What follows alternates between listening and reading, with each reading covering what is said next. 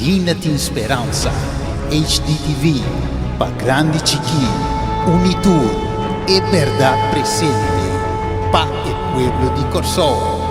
Nabo canal, ainda tem esperança, apresentando mensagem atual, mensagem no tempo aqui, coisa não está preparado para a pronta vinda de nosso Senhor Jesus Cristo.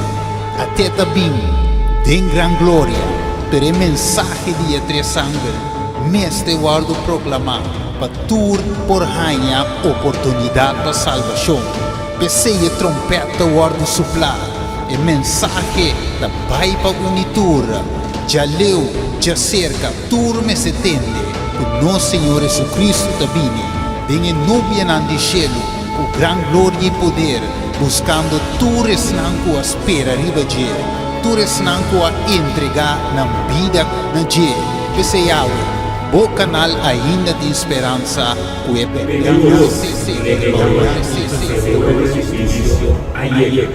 adorar esse mundo la mama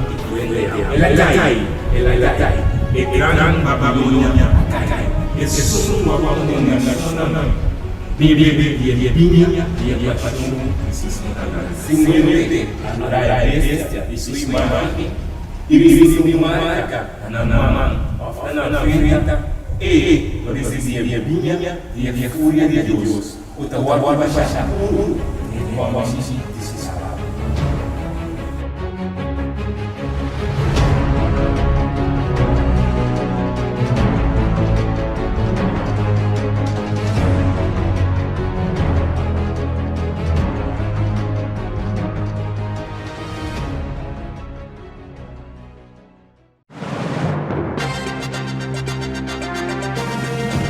Bota sintonizando o canal Estima ainda tem esperança, o bom programa Vista Profético.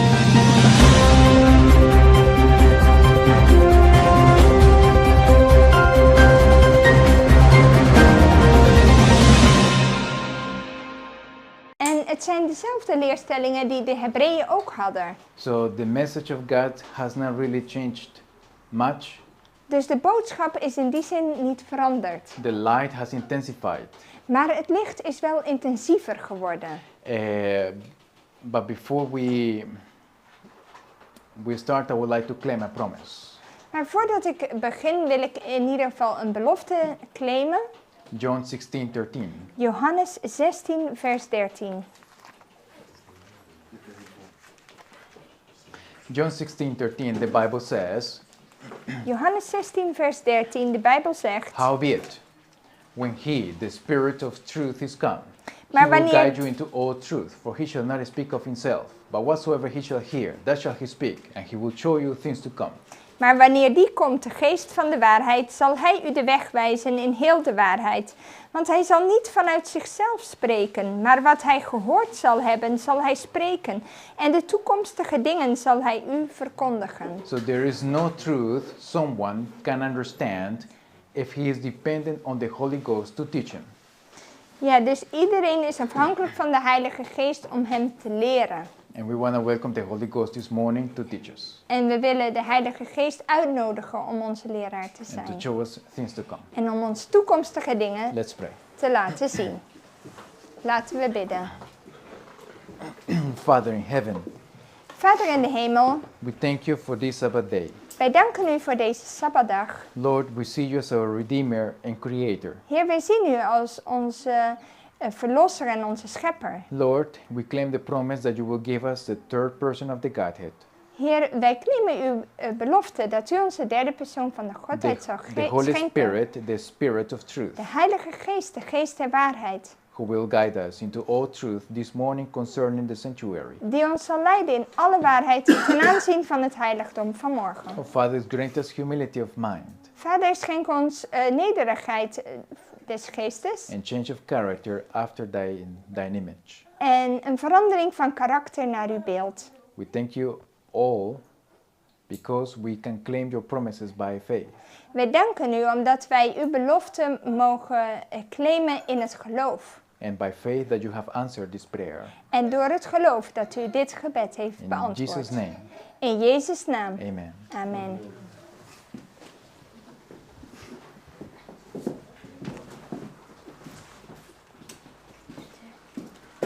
It does now.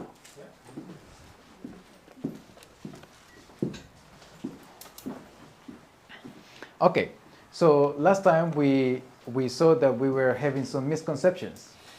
Vorige keer hebben we een aantal verkeerde concepten ontdekt. Now, I would like to ask, of course you have seen, maybe I have a picture here. This is the sanctuary. Hier hebben we het heiligdom.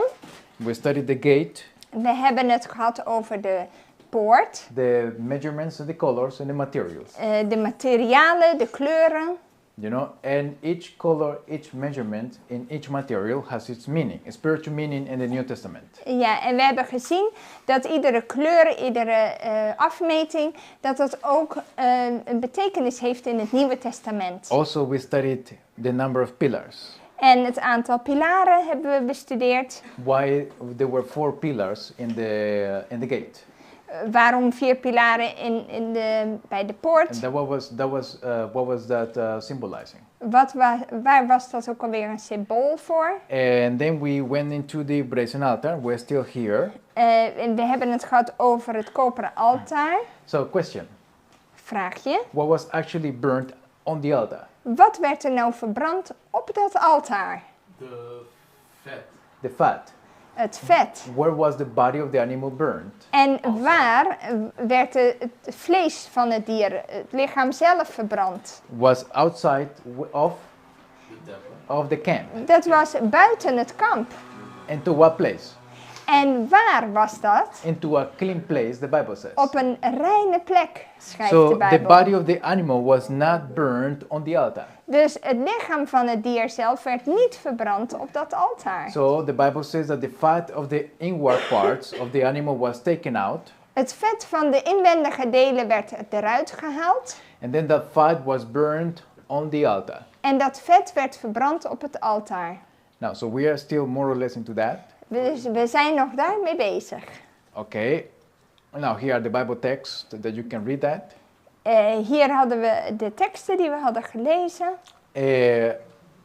Okay, what happened with the body of the animals whose blood was not taken into the sanctuary? Dus wat gebeurde er met de lichamen van de dieren wiens bloed niet in het heiligdom werd meegenomen? Even the whole bullock shall he carry forth without the camp unto a clean place, where the ashes are poured out, and burn him on the wood with fire, where the ashes are poured out, shall he be burned. Ja, in Leviticus 4 vers 12 lezen we dus heel de jonge stier moet hij naar buiten brengen tot buiten het kamp, naar een reine plaats, naar de stortplaats van de as. Dan moet hij hem op hout met vuur verbranden. Op de stortplaats van de as moet hij verbrand worden. Now, what was the spiritual meaning that the animal was taken outside the camp? Wat was de geestelijke betekenis dat dat dier buiten het kamp moest worden gebracht? It says Hebrews 13:12. In Hebreeën 13 vers 12. Wherefore Jesus also, that he might sanctify the people, with his own blood suffered without the gate. Ja, zo zien we in Hebreeën 13 vers 12. Daarom heeft ook Jezus, om door zijn eigen bloed het volk te heiligen, buiten de poort geleden. So Golgotha is outside the city of Jerusalem. Golgotha lag buiten de stad van Jeruzalem. So you have the praetorium taking place, the trial taking place, Dus je hebt het praetorium, daar waar where Pilate was. Pilatus was. And then once the sentence is pronounced, then he was led outside the city or outside the camp. Ja, en nadat het oordeel was uitgesproken, werd hij buiten het kamp geleid. Okay, so that's the parallel there. Daar zien we de parallel. Is Golgotha also a rain plek? Is it a clean place? Golgotha. Well, it is, what shall I say? It is a clean place in a sense where he cleansed the people from sin. Het was een reine plek in die zin dat hij het volk daar reinigde van zonde door zijn offer. Okay, now Okay, this we read. Um, uh, why the earthly sacrifices must be a type of heavenly things. Waarom moeten de aardse offers een type zijn van hemelse dingen? Hebrews 10:4, for it is not possible that the blood of bulls and of goats should take away sins. Ja, in Hebreeën 10 vers 4 lezen we, want het is niet mogelijk dat het bloed van stieren en geiten zonde zouden wegnemen. So why the sin offerings had to be without blemish? Dus waarom moesten de zondeoffers nou zonder gebreken zijn? 1 Peter 1:19, but with the precious blood of Christ, as of a lamb without blemish and without spot. Zien we in 1 Petrus 1 vers 19 dat met het kostbaar bloed van Christus als een lam zonder smet. Now, where this part was fulfilled in the New Testament. En waar zien we de vervulling daarvan in het Nieuwe Testament? In the Old Testament, the lamb had to be examined. In het Oude Testament moest het lammetje bekeken worden, het schaapje moest onderzocht worden, That no defect was found. dat er geen gebreken aan waren. So in the New Testament, In het Nieuwe Testament the Pharisees and Sadducees and the elders of the people had je de Fariseeën, Sadduceeën, de leiders van het volk, were observing him if they could find fault in him. keken ze heel nauwkeurig naar Jezus om te zien of er fouten in hem waren. And they could not. En ze konden geen fouten vinden. And so the examination for the lamb took place. En zo zien we ook daar een onderzoek, zoals je dat ook had in het Oude Testament ten aanzien van het schaapje. How was the fire on the altar kindled? Hoe werd het vuur aangestoken op dit altaar? Okay, now let's see Leviticus 9:23 and 24. In Leviticus 9 vers 23 en 24. And Moses and Aaron went into the tabernacle of the congregation and came out and blessed the people, and the glory of the Lord appeared unto all the people. And there came a fire out from before the Lord and consumed upon the altar the burnt offering and the fat, which when all the people saw, they shouted and fell on their faces. Vervolgens ging Mozes met Aaron de tent van ontmoeting binnen en toen zij er weer uitkwamen, zegenden zij het volk en de heerlijkheid van de Heere verscheen aan heel het volk. Een vuur ging uit van het aangezicht van de Heere en verteerde het brandoffer en de vetdelen op het altaar. Toen heel het volk dit zag, juichten zij en wierpen zich met het gezicht ter aarde. So in the tabernacle of Moses, the fire used to consume the offering came from God. Dus het vuur waarmee dit offer werd verbrand kwam van God. So it was not Aangestoken door God. Aangestoken door God, ja. Het vuur ging van de Heer uit. in the tabernacle of Moses, yes. In de tabernakel van Mozes, ja. Later, because of apostasy and things like those, Later vanwege dat de mensen afvallig werden, then the Ark of the Covenant was not there anymore because it was hidden by Jeremiah. dan zie je dat de ark van het verbond verborgen wordt door Jeremia. Which meant that the Shekinah was not there either. En dat betekent dat de Shekinah heerlijkheid daar ook niet meer was. So they had to kindle their own fire to continue En het vuur werd zelf ontstoken. to continue their sacrifices. So it was not ideal as it used to be in the beginning. Maar zo was het aan het begin. Het vuur werd in principe door de Heer aangestoken zoals je ziet hier. Vuur ging van de Heer yes, uit. it was really special. Yes. So they got tokens closer to God than what we have. Ze hadden hele directe bewijzen van Gods aanwezigheid. How Meer long? dichterbij als wat wij nu kennen. Not only that, Ja. when they will see this all around the sanctuary, there were tents of the people. Om dit heiligdom heen waren de tenten van de mensen. And then the tabernacle of the testimony, which is this one, En de ark van de getuigenis was a bit higher than the outer court, was een beetje hoger dan de outer court. dan de voorhof. And then they will see the light of the Shekinah glory shining all around the camp. En ze konden daarboven de heerlijkheid van de Shekinah konden ze zien. So you could say they almost could see God. Ze konden bijna God zien. So God dwelt among them literally. Hij woonde letterlijk in hun midden. That's very special. Dat was heel bijzonder. That's very special. Okay, now how long was the fire kindled? Hoe lang was dat vuur dan aan? Leviticus 6:13, the Bible says, the fire shall ever be burning upon the altar and it shall never go out. Het vuur moet voortdurend op het altaar blijven branden. Het mag niet uitgeblust worden, staat daar. Okay, so even it was burning day and night.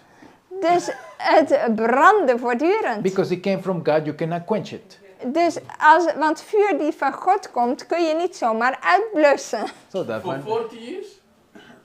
In in the tabernacle of Moses, yes. 40 years. Yes. But they travel. Yes. They have to. Yes. Okay. And when they're traveling, then God Himself will make it happen. Because Ja. of course they had to cover the normal people could not see the furniture with their own eyes. Wat we wel weten, het moest in principe voortdurend blijven branden. Maar wat je zegt, de praktische dingen dat ze ook reisden. Als je ziet, als ze stukken moesten vervoeren van A naar B, dan moesten die stukken bedekt zijn. Want ze mochten niet zomaar gezien worden. So they will cover with black curtains. Dus met donkere gordijnen, doeken werd dat gedaan. Oh yeah, sorry. Maar oké, hoe was het dan met het schoonmaken? Dat ze moeten schoonmaken? What about cleaning? What about the cleaning? The Levites were doing the cleaning. De Levieten deden dat. Ja, maar het moet toch aanblijven? If it is not going out. What is not going out? The fire, so is said, then how do you clean? No. Maar dat was niet in dat stukje. First of all, the altar was like this. Het altaar was ongeveer zo. So here you will put the fat, Dus het vet ging daarin then the ashes will go down. en de as gaat naar beneden. Sorry, I thought the candela.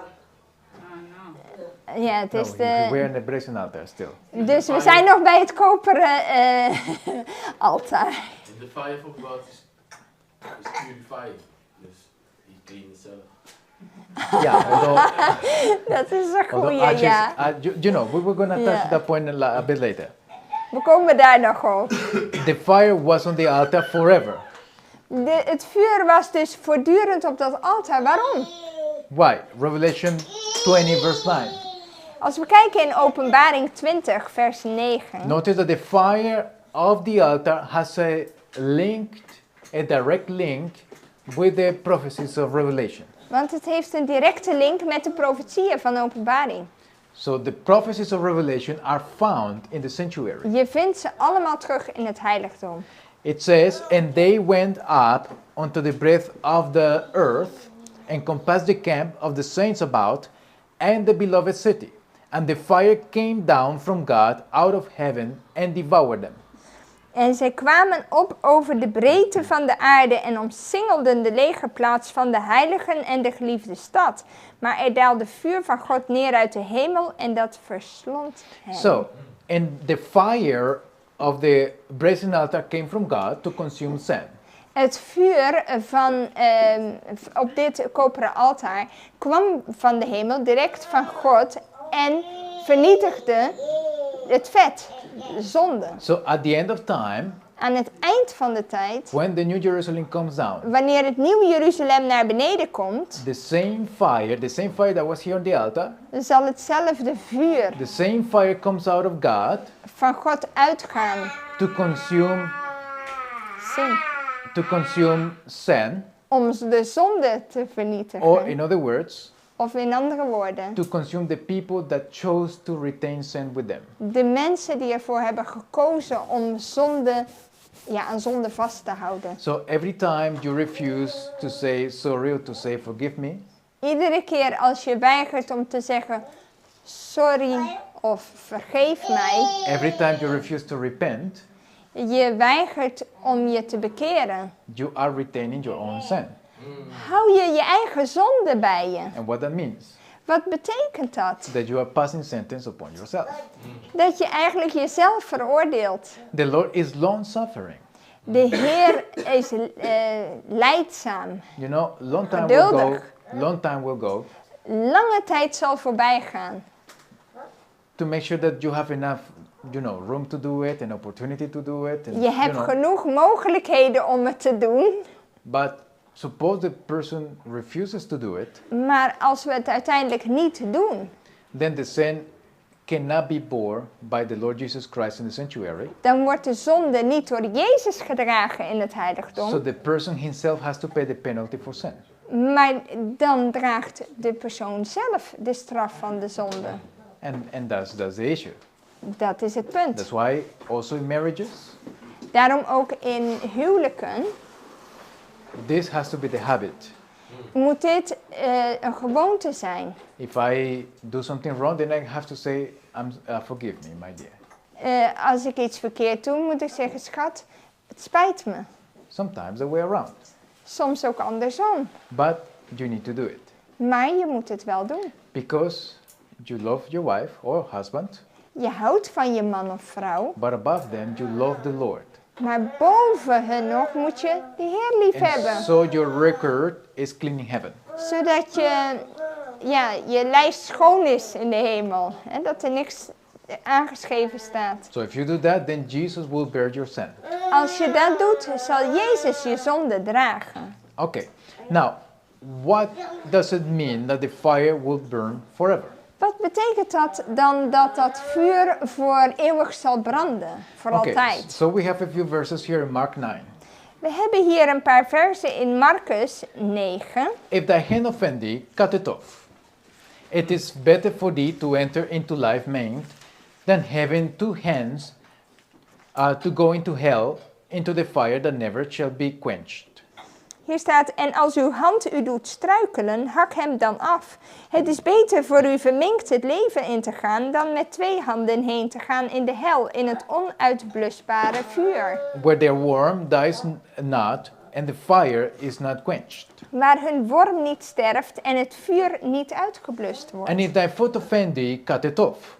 En als uw voet u doet struikelen, hak hem dan af. It is better for thee to enter halt into life than having 2 feet to be cast into hell, into the fire that never shall be quenched. Het is beter voor u kreupel het leven in te gaan, dan met 2 voeten geworpen te worden in de hel, in het onuitblusbare vuur. Now, you understand probably that Jesus is giving here the formula for temptation. Jezus geeft hier de formule voor verzoeking. So, if someone or something tempts you, what you need to do? Als- Or I need to do? Als iemand of iets je verleidt, wat moet je dan doen? Should I regulate it? Moet ik het reguleren, Should I diminish it verminderen, and keep a little bit? een klein beetje houden? What does he say here? Wat zegt dat hier? He says Cut it off. cut it off. He said cut it off. Hak het af. No, not literally, cut off temptation. Je moet de verzoeking afsnijden. Now that sounds radical, Dat klinkt misschien wel radicaal, but this is how Jesus treated temptation. maar zo ging Jezus om met verzoeking. Okay. Now, and then it says here, and if thine eye offend thee, pluck it out. It is better for thee to enter into the kingdom of God with one eye than having 2 eyes to be cast into the hellfire, where the worm dies not and the fire is not quenched. En als uw oog u doet struikelen, werp het dan uit. Het is beter voor u met 1 oog het koninkrijk van God in te gaan, dan met 2 ogen in het helse vuur geworpen te worden, waar hun worm niet sterft en het vuur niet uitgeblust wordt. Why does it say that the fire is not quenched? Waarom staat hier nou dat het vuur niet uitgeblust wordt? Let's see. A few more comparisons. This Isaiah 33:14. Als we het vergelijken, Jesaja 33 vers The 14. sinners in Zion are afraid. Fearfulness has surprised the hypocrites, Who among us shall dwell with the devouring fire? Who among us shall dwell with the everlasting burnings? Ja, in Jesaja 33 vers 14 staat er: de zondaars in Sion zijn angstig. Huiver heeft de huichelaars aangegrepen. Wie onder ons kan verblijven bij een verterend vuur? Wie onder ons kan verblijven bij een eeuwige gloed? Okay, now, what does the Catholic Church teach? Wat leert de katholieke kerk? The Catholic Hallo. Church teaches that hell is everlasting. In de katholieke kerk wordt geleerd dat de hel eeuwig is. And you burn forever there. En je brandt daarvoor eeuwig. Now, let's see here in Jude 7. Laten we eens even kijken in Judas. Even as Sodom and Gomorrah and the cities about them in like manner, giving themselves over to fornication and going after a strange flesh, are set forth for an example, suffering the vengeance of eternal fire. Is Jude 7? Jude 7. There is only one chapter. Judas. I said the verse. Yeah, verse 7. Judas 1, vers 7. Daar staat: evenzo is het met Sodom en Gomorra en de steden eromheen, die op dezelfde wijze als zij hoererij bedreven hebben en ander vlees achterna zijn gegaan. Zij liggen daar als een waarschuwend voorbeeld, doordat zij de straf van het eeuwige vuur ondergaan. Question. Are Sodom and Gomorrah being burned today with fire? Is het zo dat Sodom en Gomorra nog steeds branden? But they were burned with everlasting fire. Maar ze eternal zijn fire. verbrand met eeuwig vuur. Hoe kan dat dan? So eternal fire does go out. Dus we zien hier dat eeuwig vuur terdege wel uitgaat. Notice very carefully, in the sanctuary, the fire that never goes out In het heiligdom is het vuur wat nooit uitging, is a type of the fire that is going to consume the wicked at the end of time. is een type van het soort vuur wat de goddeloze zal verteren. And the thing that will be consumed is the sin. En wat zal er verteerd worden? De zonde. Let's see some more. Okay. No. Now, the ashes of the altar are connected to the fire of the altar. Het as van het altaar hoort erbij. Go to mom. Okay, wants to stay there? Okay. Now, the burning of the offering caused an accumulation of ashes. Ja, dus die verbrandingen, die zorgden voor best wel veel as. Leviticus 6:10. We zien dat in Leviticus The 6 Bible vers says. 10. De Bijbel zegt: And the priest shall put on his linen garment and his linen breeches, and he put upon his flesh, and take up the ashes which the fire has consumed with burnt offering on the altar, and he shall put them beside the altar. De priester moet dan zijn linnenkleed aandoen en een linnenbroek over zijn lichaam aantrekken.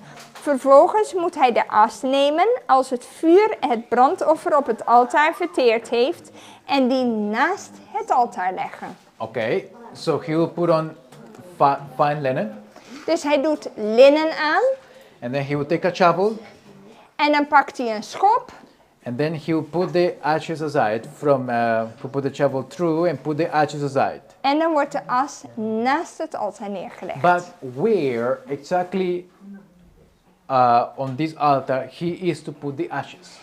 Waar, aan welke kant van het altaar moest die as worden neergelegd? Leviticus 1:16. In Leviticus 1 vers 16 And he vinden we shall dat. pluck away his crop with the heathers and cast it beside the altar on the east part by the place of the ashes. Zijn krop met de veren moet hij daarna verwijderen. Hij moet het namelijk naast het altaar werpen aan de oostkant, op de ashoop. Okay, why the east? Waarom het oosten? Why do you think the east? Waarom het oosten? The Lord does not He does not do anything without any purpose. De Heer doet niet zomaar iets. Jesus is coming from the east Jezus komt van het oosten to consume sin, om zonde te verteren. right? Now, well, I'm not sure about this detail, but okay. The priest had to be clothed in garments of linen to remove the ashes. De priester moest in linnen gekleed gaan om die as te verwijderen. And the ashes were on the east side of the altar. En die ashoop lag aan de oostzijde van het altaar. The priest had to lay aside his priestly garments and carry the ashes out of the camp. Hij moest zijn priesterlijke gewaden aan de kant leggen en de as buiten het kamp brengen. So, Jesus is now in the heavenly sanctuary. Jezus is nu in het hemels heiligdom. So, to come Om te komen to earth, naar de aarde he has to lay off his priestly garments. moet hij zijn priesterlijke gewaden afleggen. And he will be wearing then a fine linen garment, En dan draagt hij fijn linnen, white. wit. Okay, so this is how the altar looked like, and this is how the horns look like. En dit is met de horens erop.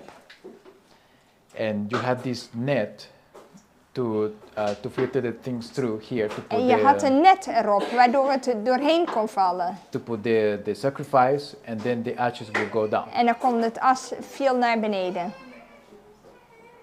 Now these rings here Deze ringen die je hier ziet, were to put the staves through for the transportation. dat was om die staven erdoor te doen, zodat je het kon transporteren. So they will put one stave here through, Dus daar All the ging way. een staf door then another one over here, all en the way, daar ook een. and then 4 men on the 4 corners En dan had je 4 mannen. will lift up the altar and transport it. En die namen dan het altaar op hun schouders. And the altar had to be covered in black. En het altaar moest met zwart bedekt worden. Where did the priest had to carry the ashes to? Waar moest die as dan worden heen gebracht? Leviticus 6:11. Leviticus 6, vers 11. And he shall put off his garments and put on other garments and carry forth the ashes without the camp where unto a clean place. Dan moet hij zijn kleding uittrekken en andere kleren aantrekken en de as buiten het kamp naar een reine plaats brengen. Okay, why a clean place? Waarom een reine plaats? Now, who is symbolizing the ashes? Wat is dan het symbool van die as? Let's see, Ezekiel 28, 18 and 19. Gaan we naar Ezekiel 28, vers Now, 18 en 19. the ashes are a symbol of the consumption of sand, but let's see some more detail. Algemeen zonde, maar er zijn nog meer details. Thou hast defiled the sanctuaries by the multitude of thine iniquities. Which one is that? 18. 28, chapter 28. Ja. And then it says, by thine iniquity of thy traffic, therefore will I bring forth a fire from the midst of thee, it shall devour thee, and I will bring thee to ashes upon the earth, in the sight of all them that behold thee. Verse 19. All they that know thee among the people shall be astonished at thee, thou shalt be a terror, and never shalt thou be any more. Vanwege de overvloed van uw ongerechtigheden door uw oneerlijke handel ontheiligde u uw heiligdommen. Daarom deed ik een vuur uit uw midden oplaaien en dat verteerde u. Ik maakte u tot een hoop as op de grond voor de ogen van allen die naar u keken. Allen onder de volken die u kennen zijn ontzet over u. U bent een voorwerp van verschrikking geworden en u zult niet meer bestaan tot in eeuwigheid. Now this chapter is referring to who? Dit hoofdstuk gaat over wie? Satan. Dit gaat over So Satan. Satan will be ashes. Satan zal as worden. Now, but who goes behind him? Maar wie gaat er met hem mee? Malachi 4, 1 and 3. Dus vinden we in Maleachi 4, vers 1 en 3. For behold, the day cometh, that shall be burned as an oven, and all who, the proud, yea, and all that do wickedly shall be stubble. Want zie, die dag komt, brandend als een oven. Dan zullen alle hoogmoedigen en allen die goddeloosheid doen, stoppels worden. Verse 3, and ye shall tread down the wicked, and they shall be ashes. Er staat, u zult de goddelozen vertrappen. Vers 3, voorzeker stof of as, staat er in het Engels, zullen ze worden onder uw voetzolen, op de dag die ik bereiden zal, zegt de Heere, de legermacht. So is it wise to be proud? Is het wijs om hoogmoedig te zijn? Proud people look big, you know. Hoogmoedigen zien er groots uit, stoer. But have you seen those balloons that go in the air in the springtime? Maar heb je wel eens die grote ballonnen gezien in de lente? They look big, Ze zien er groot uit, but there is nothing inside. maar er is verder niks binnen. And so is pride. En dat is eigenlijk ook trots. It's air, Het is lucht. and it leads you to perdition. En het leidt tot de ondergang. Ashes here are all the sinners together with the devil, As zijn alle zondaren met de duivel samen. to be burned by the fire of the Lord, and then will appear a new earth or clean place. Worden verbrand door vuur wat van de Heer uitgaat. En dan zal er een nieuwe aarde of een reine plek ontstaan. Without sin and without blemish. Zonder zonde en zonder smet. So the new earth Dus de nieuwe aarde is first burned with fire, wordt eerst verbrand met vuur. and then the new earth appears, En dan heb je de nieuwe aarde. and that is the clean place. De reine plaats. And the Lord put these symbols way before the book of Revelation was written. En deze symboliek had je dus al lang voordat het boek Openbaring werd geschreven. So the type Dus of het, the brazen altar dus het type van het koperen altaar is at the end of the millennium, zie je ook terug aan het eind van het millennium. when the devil is burned Als de duivel verbrand wordt. and all the sinners are burned En alle zondaren. and everything on the earth is burned, En alles op aarde. and then he makes a new earth or clean place out of it. En dan maakt hij een reine plek daaruit, de nieuwe aarde. And my prayer is that you and I be in that clean place, Mijn gebed is dat wij in die reine plaats mogen and that we zijn. be willing Dat we gewillig mogen zijn to put on humility, om nederigheid aan te doen. confess our sins, Onze zonden belijden. repent, Ons bekeren and change. en veranderen. God bless. God zegen. Let's pray. Laten we bidden.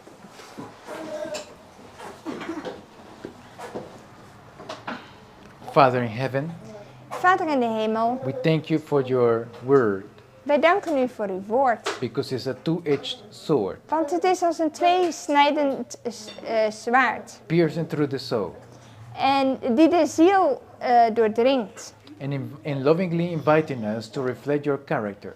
En die ons uitnodigt op een liefdevolle manier om uw karakter te weerspiegelen. And also to make us understand why is it important to reflect your character for our own salvation. En dat het belangrijk is, Heer, voor onze eigen redding.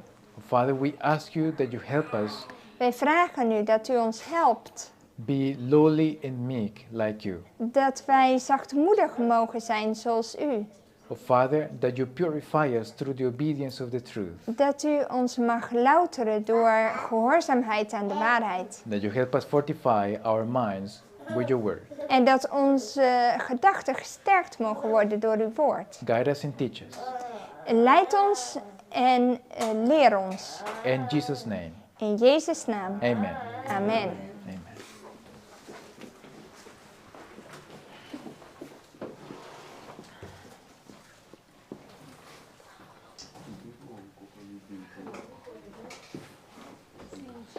We're gonna sing hymn number 526. We gaan het nummer 526 zingen.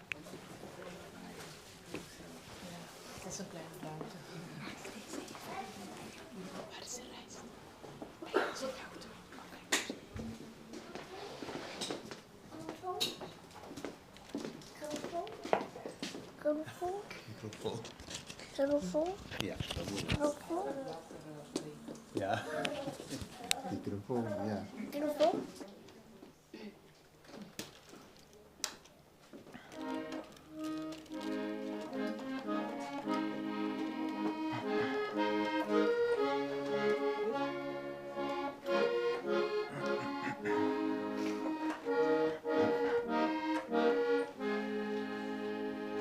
God sent His Son, they called Him Jesus.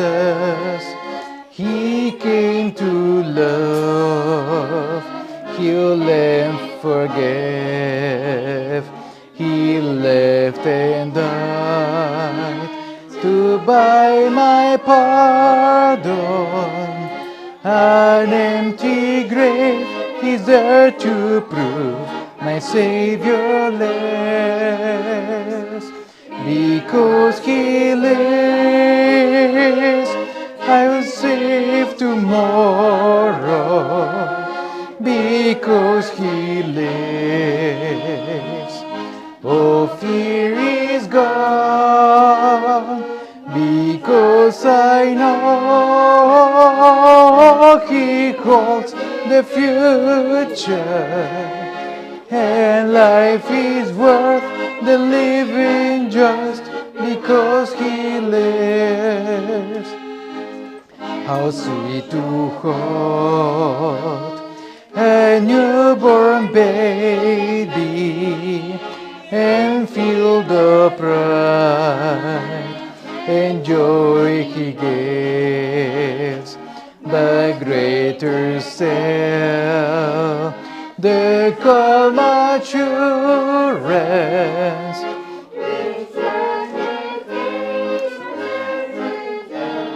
because He lives, because He lives, I will face tomorrow, because He lives. Oh, fear is gone, because I know He holds the future. And life is worth the living just because He lives. Amen. At this time, we want to say that the end of the service has come. Those who would like to stay to partake of the potluck are invited. Thank you for coming. Thank you for joining.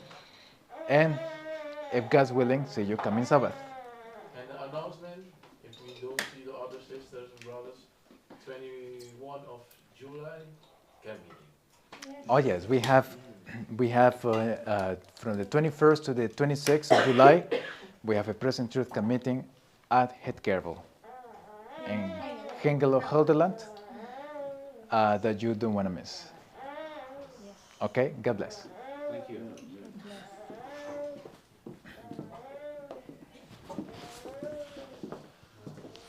Hey.